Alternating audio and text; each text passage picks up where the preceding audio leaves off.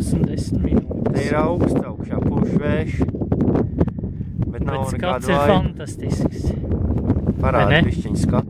O, es skatu jau es sabildēju, tagad mēs tikai paši. Tagad māja ar rociņām, ja? Jā.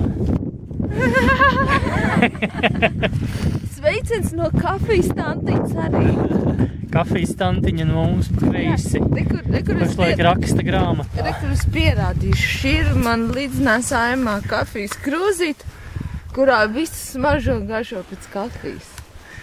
Un mēs tā pašlaik rakstam grāmatā iekšā.